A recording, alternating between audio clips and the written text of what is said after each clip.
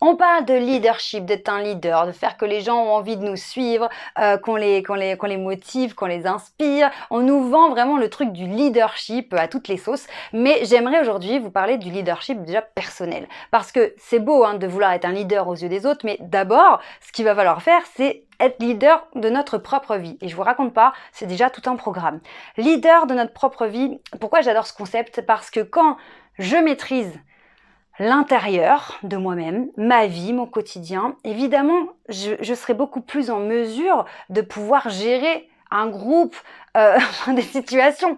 Si c'est déjà un bordel monstre à l'intérieur de moi, que je ne comprends rien à mes émotions, que je passe d'une émotion à une autre, que je suis totalement influencée par ce qui se passe, par mon environnement, je ne suis pas stable.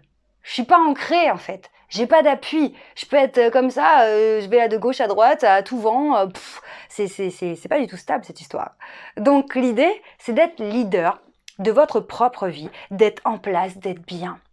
Et une fois que la tempête interne est maîtrisée et qu'on retrouve une sérénité, un apaisement, une paix intérieure, là, vous pouvez être un véritable leader. Parce que si c'est déjà le bordel dans votre tête, comment vous allez pouvoir gérer des situations externes? Comment vous allez pouvoir écouter quand une personne est en difficulté, qu'elle vient chercher votre aide, qu'elle vous sollicite?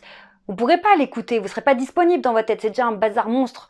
Donc c'est pour ça que se gérer soi-même, c'est déjà la première étape pour devenir un leader. Parce que souvent dans notre société, tout le monde est fatigué. Alors, il y a la fatigue physique en fonction de votre métier, mais il y a beaucoup aussi la fatigue mentale, où on a une charge mentale en fonction de notre situation. On a peut-être beaucoup de stress, de pression au travail, on a peut-être des relations qui sont pas très saines, voire des relations toxiques dans notre entourage.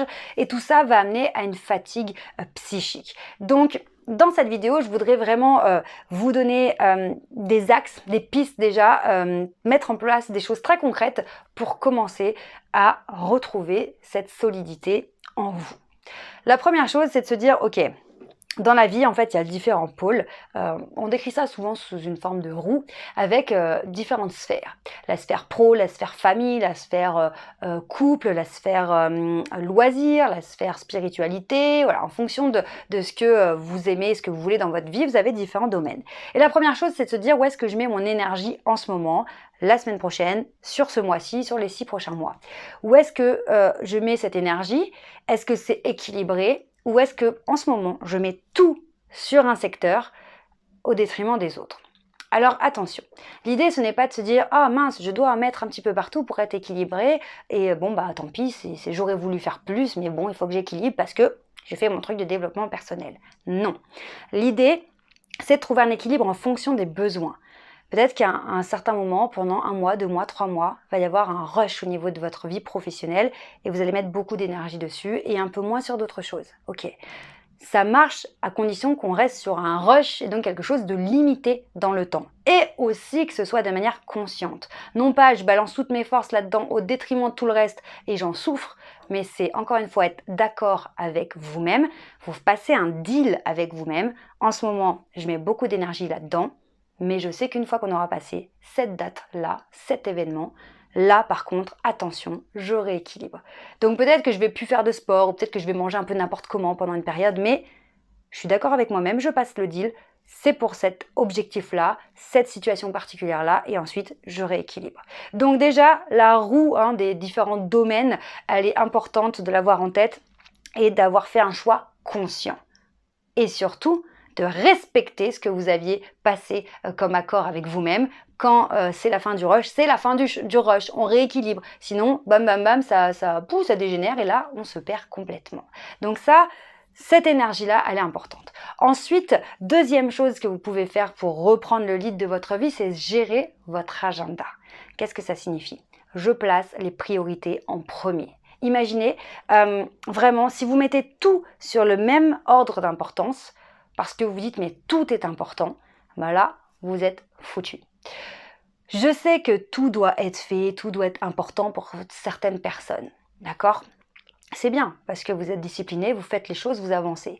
Mais quand vous faites ça, vous mettez une pression de dingue et vous mettez des objectifs dans un temps qui est impossible à respecter. Donc ça devient des objectifs inatteignables. Et donc quand on n'arrive pas à accomplir un objectif et que tous les jours en fait on voit qu'on n'y arrive pas, j'ai encore plein de choses à faire, j'ai pas fini, j'ai encore tout ça à faire, qu'est-ce qu'on fait? On commence à avoir une mauvaise image de soi. On commence à se dire qu'on n'est pas capable d'y arriver, on peut se comparer, on est moins bien que les autres et de toute façon je m'en sors jamais, etc., etc.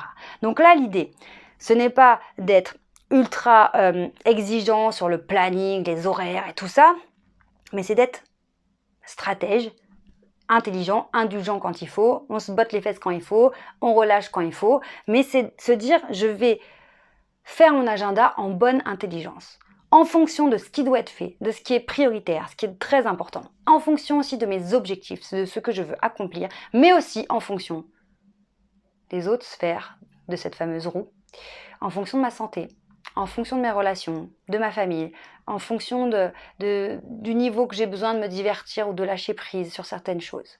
Donc c'est vraiment, on ne peut pas se dire je prends le lead de ma vie, donc je suis hyper disciplinée, je deviens hyper sévère avec moi-même, intransigeant parce que je vise l'excellence, etc. Non, ça marche pas comme ça.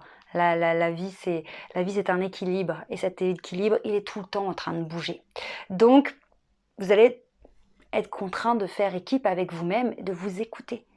Si tous ces sujets vous intéressent, je vous invite vraiment à vous abonner à la chaîne et si vous voulez m'aider, vraiment, mettez un commentaire. Plus vous allez mettre de commentaires sous mes vidéos, plus YouTube rendra mes vidéos visibles et nous pourrons aider un maximum de personnes. Vraiment, je compte sur vous.